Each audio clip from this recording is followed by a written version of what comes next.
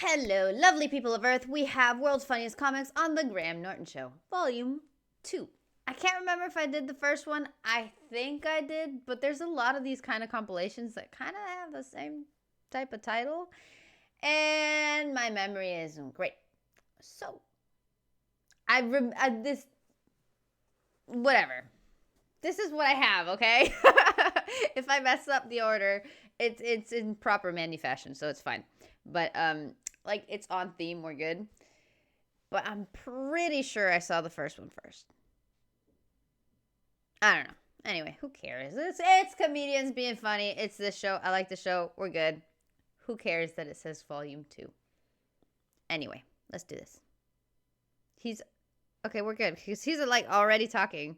I don't like when videos start out like that. I need, like, 2 seconds just to mentally prepare, but whatever. Because you think a lot of parents would, encourage their children's kind of high aspirations. Yes. But like you told your mom, When I was a kid, before I wanted to be a comedian, my dream was to be the president of the United States. It's the only real job I ever wanted. Okay? Only time I wanted an office. I wanted to be the president of the United States. And I told my mother, and she's like, "You better not. You'll get shot."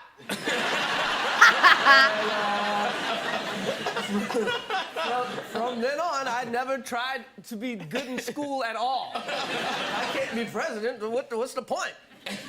Evidently, Obama's mother did not say that. She had a different message. And as a comic, obviously, like George Bush is like a gift to comedians worldwide. So what's it like now? George, look at it. He's the gift that keeps giving.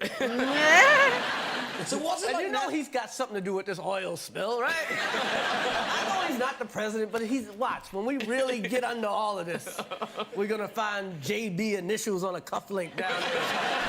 He was the one working the rig the night all the red lights were going out. I don't understand, man.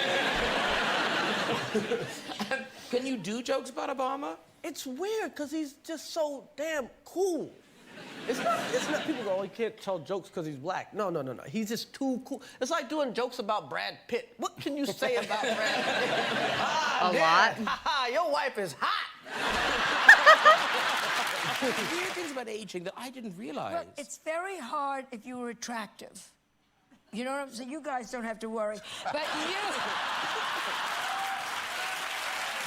are gonna have to worry. I have friends, and I'm not gonna name names, Goldie Hawn.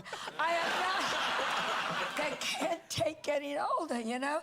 And she'll say, "Would you believe I have a grown-up daughter?" And you're gonna go, "Yes, no question."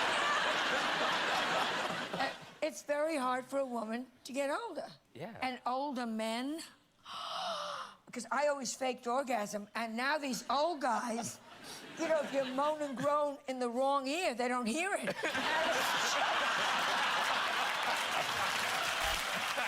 It's such a waste. So, it's hard getting older. Melissa, my daughter, are you single? Yeah. We'll talk. She just broke up with the porn king of America. He owns Vivid. Oh, you know. No. I never liked this woman. We went to the porn awards. They have a red carpet. I'm not lying to you. On the porn awards, it's shaved, but it's a red.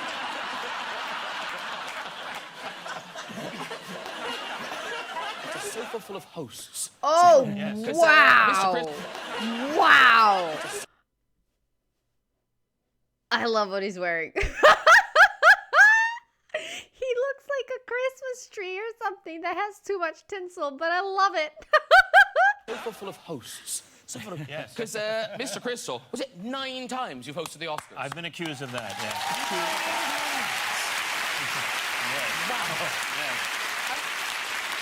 I've read where, as you travel the world, that's what you recognise even more than the movies you've been in. A lot of times, yeah, they'll call me Oscar. They actually will call me Oscar. I have to stand like this. Because, Hugh, you've done it once. Once, yeah. But can you enjoy it, or is the whole evening just spent, oh, my God? You know, the worst thing about it, I don't know if you found this, when I went for my first production meeting, they said, "Great, Hugh, we're very excited," and they gave me a 1-sheet page to talk about the show. It had segment 1, Hugh Jackman, opening, 7/8 minutes, question mark. commercial break 1. Segment 2, I'm like, okay, can we just stop there for a second? What do I do in this 7-8 minutes? Don't worry, I it's up forgot to you. this guy was And I was Australian. like, okay, I'm not, you know, I'm not Billy Crystal, right? That's what I And when I'd sort of sorted out the first 7-8 minutes, then I kind of enjoyed it. And It's daunting when you walk out and you see, this is a great audience, but imagine that it's all gigantic movie stars with big heads. Right. Because they all have big heads. They have Meryl Streep, gigantic head. Jack Nicholson, all head. Everyone's got huge heads. They do. But I have to say, you are on the couch with kind of Nerd Central. What? No, I'm not in it. No. Oh, yeah. Tina, you've talked about, but you do a lot of material about growing Does up. all his No, I'm not in outfits... it. No. Oh, yeah. Tina, you've... Do all his outfits resemble Christmas? Or is it like a Christmassy time or something? He kills it, though. I love it. And that jacket looks so smooth. But just, I don't know. I see this man. Well, now he's kind of, he kind of got a younger, maybe, Santa vibe going. But I see his clothes, and it's just Christmas. You've talked about, but you do a lot of material about growing up a nerd, but you really were a nerd. Yeah. No, I really was. Yeah. And we've got photographic evidence. There you go. This will prove it. It looks just like her. I would say that haircut was done by folding my face in half. Worst haircut of all time. The guy from Spinal Tap. Who did it? My mom used to take me to a haircutting school because you could get like literally a $2 haircut. And yeah, that. You were the guinea pig. And the sign outside the school said London, Paris, Upper Darby. And you've talked about your late blossoming, your sort of sexual awakening. Thank you for bringing that up. I was wanting to make sure everyone knew. I was a late starter, and yeah, for sure. I probably didn't see a penis until I was at least 20, and that was probably a medical journal. So to see like a healthy penis, well into my 20s. Okay.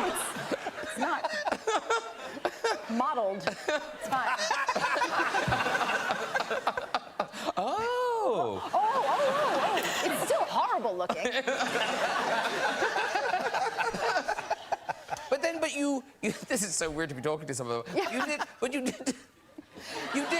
develop Look at my body physically. language. You did develop physically quite early. Again, thank you. Yeah, no, I think because you must have read this in Bossy Pants. Yeah. I did. I was, wearing, bless my heart, that haircut and like a bra. I remember my mom taking me to JCPenney and trying a bra on over my clothes in the middle of JCPenney. And just being like, no, mommy, no. No, it's like there's no turning back. Yeah, so I was probably like 10. 10? Literally at the same time, like 1980, the same time that Kurt was scaring men in the streets of St. Louis, I was like, now smash cut to a JCPenney in Philadelphia. No, mommy, no. Talking about Aladdin and This the is genie. different. You must be. Why are there a million Barbies, naked Barbies behind him? Is that like part of the set? What is that? You know what sucks about hitting puberty as a woman? A lot of things. But like a lot of things. But one of the clothes things is, I don't know, it's really humiliating that before you get bras, you got things that are called training bras. That's just horrible. Those were awful, and it just sounds so lame. Like, you can't fill a bra yet, but you can't not wear nothing. So you need a training bra.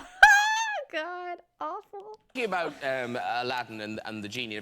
You must be, like, animators must just love, because even in that film, what did you do, 56 voices as Aladdin's genie? Yeah, it was fun to do voices that you'd never hear. Dude, oh my God, this has like a mega reverb on it, and it's just bouncing around inside my head.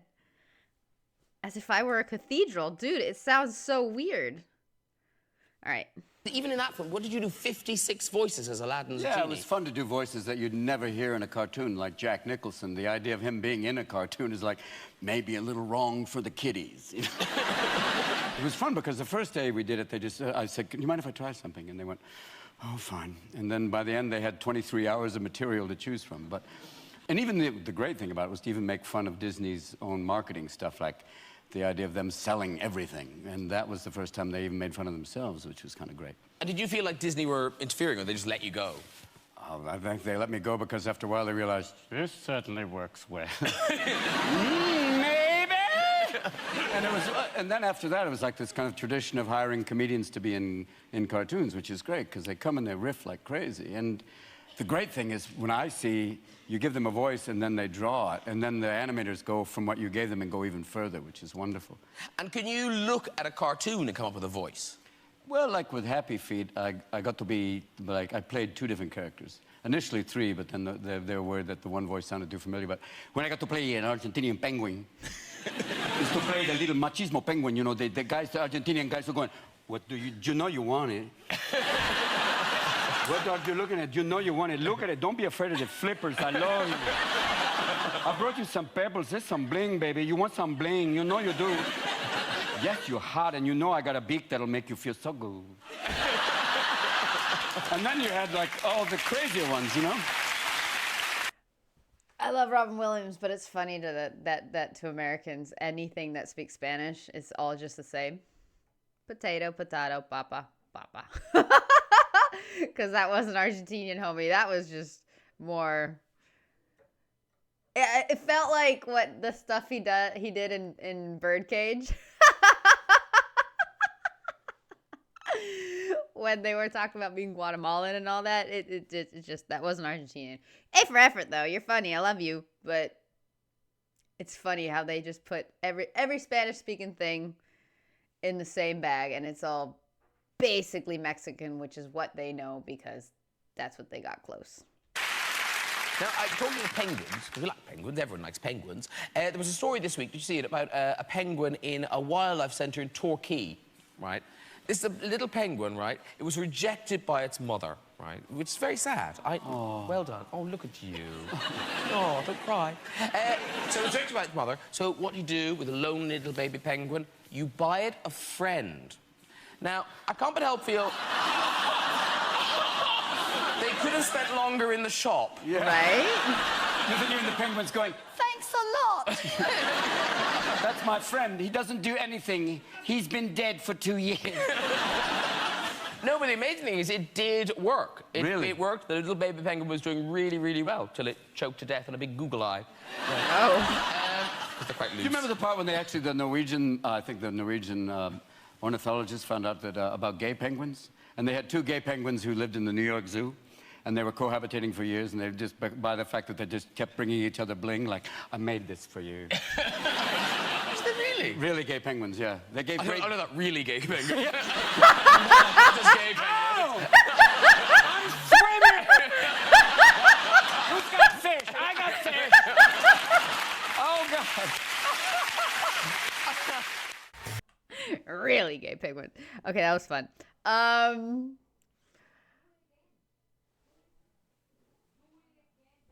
Weird selection. Weird selection. Love Chris Rock. Love Robin Williams. Not a fan. Joan Rivers, I think's her name. Never been a fan. And then Tina Fey. I've never seen any of her work, so by choice. Basically. So no comment on her because I don't know. Okay, I'm gonna go because there's an issue over behind this wall. Some stuff is about to break. So I gotta go. Goodbye and thank you.